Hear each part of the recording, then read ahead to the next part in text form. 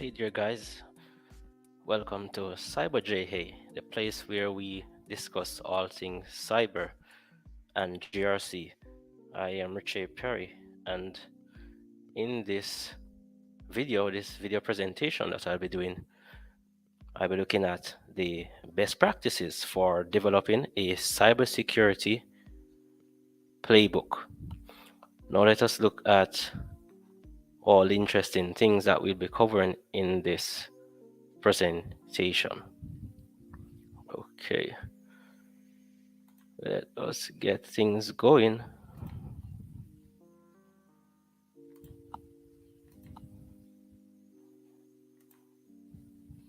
Okay. So in this presentation, best practices for developing a cybersecurity playbook, we're going to be looking at what is a cybersecurity playbook and its purpose. Secondly, what needs to be done before an incident, what needs to be done during the incident, what needs to be done after the incident. And this is very important for us as cybersecurity professionals to always have a plan in place, not if, but when something does happen. Always have a plan in place. That's one of the best measures that we can put in place to deal with all the unexpected incidents or circumstances that can arise within our environments. So, what is a cybersecurity playbook and its purpose? So, a cybersecurity playbook is simply, in a nutshell, a sequence of tasks to be carried out in the event of an incident, right? So it's simply a sequence of tasks that has been discussed, assessed, analyzed, and looked at in terms of when an incident does occur within the organization, and these are the things that we're going to do: step 1, 2, 3, 4, 5, accordingly. Now, as it relates to the purpose,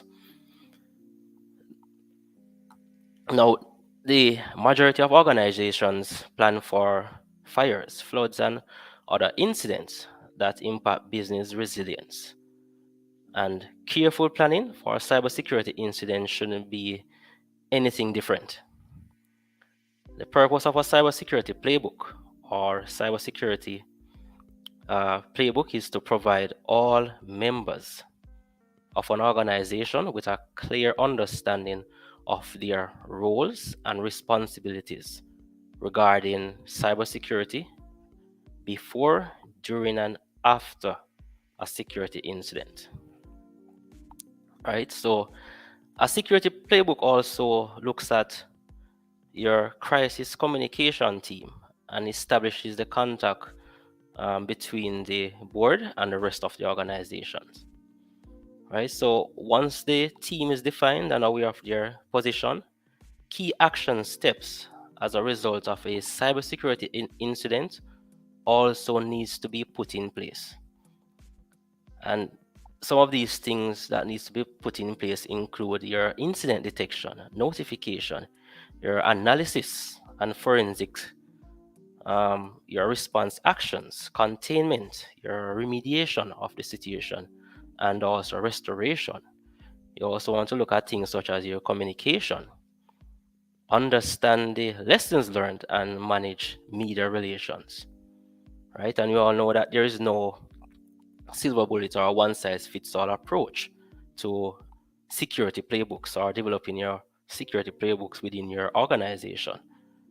So before defining the strategy, right? So before defining the strategy that is appropriate for your organization, you should first have a clear understanding of what data is most important to protect. And that is where you evaluate your assets, your most important assets. Identify those assets within your organization and carry out the necessary risk assessment associated with those assets. Now, let us look at what needs to be done before an incident actually takes place. Okay, quick. So, tip number 1: right? Before an incident, you want to look at organization of the crisis communication team. Very important. All right, so your crisis communication team needs to be put in place prior to an incident occurring. And this is where you have various levels of personnel and departments within the organization. These individuals needs to be involved to ensure company-wide they understand or have an understanding as it relates to their participation in the incident, right? So the team should include, for example, your chief executive officer, your chief technical officer. They are in charge of dispersing the message throughout the organization and communicating with the board. Your IT department needs to be involved, most likely to have the technical expertise. Members of the IT department, they definitely need to be involved. However, it cannot be solely their responsibility.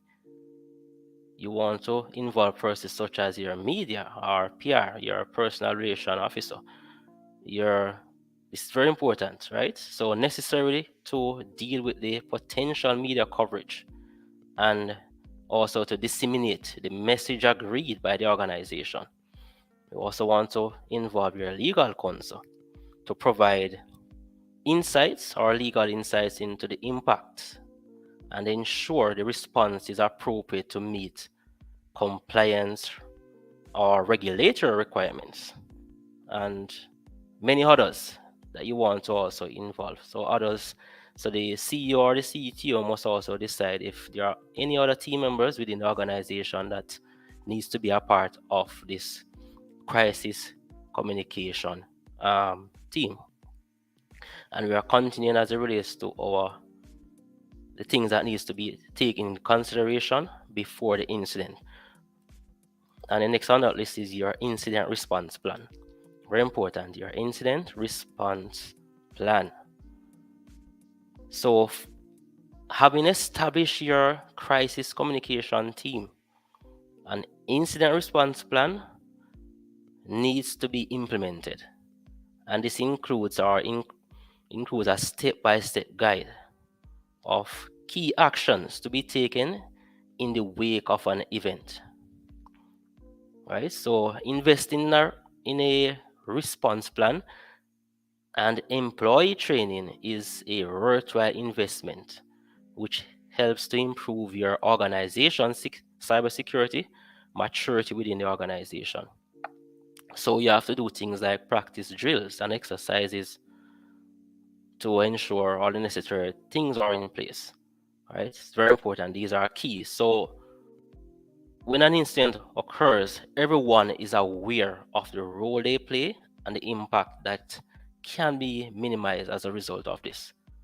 Such exercises include things such as your security awareness training, and this is where you educate employees on best practices, as I'm actually outlining in terms of developing your cybersecurity playbook, including those that have not had much to do with cybersecurity previously. You're talking about social media and journalist simulations, how to handle the media and convey a collective message is a crucial element of crisis mitigation. Right? You also want to carry out your various blue team, red team exercises, and this is a vigorous attempt to gain access to your organization systems in order to define any weaknesses beforehand. And as we all know, in today's environment, many people obtain news through various platforms. So ensuring that there is a clear outlined social media strategy in the event of a breach is critical. It's very essential to keep in control of the situation that is happening within your organization. Very important. So when these weaknesses have been discovered, recovery plans need to be drawn up to so that everyone knows the necessary actions within the organization. Now, with that said, let us look at what needs to be done during an incident. Very important. During an incident, what needs to be done? react very fast. And this is the point in time where everything comes together, reacting very fast in a efficient manner. Right? So as soon as an incident occurs, the incident response plan needs to be put in play. And the goal is to handle the incident in a way that limits both damage and impact, both financially and to the reputation of the organization. And this is where your CCT, and I mentioned earlier, CCT is your crisis communication team, comes into play. Right? So the crisis communication team needs to be communicating with the entire organization, top level down, so everyone is aware of what they need to be doing. The lessons and best practices learned from the drills and mitigation tactics from the various, for example, your red team exercises need to be implemented. Right? So you need to gather on the incident data as it occurs, and this will help exercises and planning for incidents in the future. Insight is also a wonderful thing, but after the incident, it is often too late to gather enough information to have a comprehensive view, right? So building out data on the breach as it occurs not only aids learning, but also helps with speeding up the investigation process to ultimately determine the cause of the problem. The quicker and more effectively your reaction, the better the likelihood you have of reducing the impact and cost to the organization. So that is react very fast. Then we need to now look at agreed upon messaging. And it is very difficult to keep news under wrap, especially in today's world. Right? So often news or of a breach or incident will be transmitted or disseminated by third parties. This is why having a clear plan and process is crucial in terms of how information is spread across or disseminated or distributed within the organization, but within and outside of the organization. Right? So working with the media relations or your PRO or your legal teams, then the board needs to decide the messaging around the incident. And this is very important for damage control, which I will be looking at shortly. No, this needs to include how much information and which bits of information regarding the incident will be disclosed. This should be the only message that is communicated on behalf of the organization. No facts should be communicated until they have been verified. Now, with the growing prevalence of social media, organization also needs to be aware of communication channels. And as part of the crisis communication team, your CCT, members of the media relations team needs to be assigned the controlling social media output, what's coming in as well as what is going out. So this has to be very tightly structured. And as I said before, practiced within your playbook for efficiency.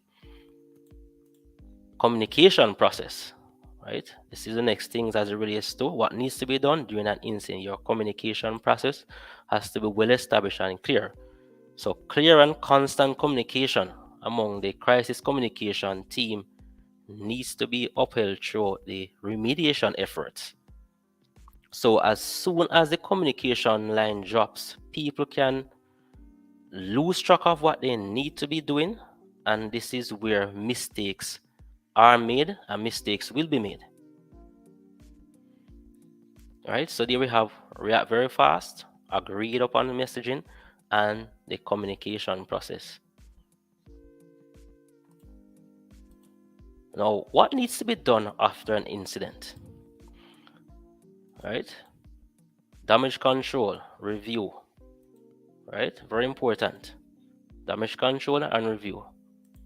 So as the remediation element of the incident response reaches its final stage, then damage control needs to begin. There will be undoubtedly Be consequences as a result to what happens, whether the impact is financial or reputational. This needs to be planned for and addressed in the right way for each business and organization. And once you have survived an incident, it's time to review how successful the incident response strategy was. And this is where you're looking at the weaknesses in the equipment, weaknesses in the systems, and procedures need to be addressed to determine where improvements need to be made. Use what has happened as a lesson and learn from those mistakes. Determine key areas of investment and look at where you can improve your cybersecurity maturity levels. Now, if the incident has affected customers, or more specifically, their data, then your board within the organization needs to work with the legal team to decide how this issue will be dealt with. And the legal team needs to be included in this decision, as depending on the industry, there may be legislative requirements that need to be met. And lastly, very important, is that you remain very vigilant in the entire process. Simply because another incident, whatever the type is going on, can occur. Meanwhile, in the process of actually remediating that current problem. So the most important thing is to ensure your organization is prepared as possible to handle whatever incident will occur within the organization. Now, it is not a matter of if an incident will occur, but when an incident will occur. And the key is to prepare, prepare, prepare, to practice. That's the best approach in terms of dealing with any incident that can take place within your organization. So there we have it. Best practices for developing a cybersecurity playbook. So subscribe, follow me on CyberJA for all the latest updates as it relates to cybersecurity and GRC. I'm Richard Perry, your cybersecurity and GRC enthusiast. See you in future presentations.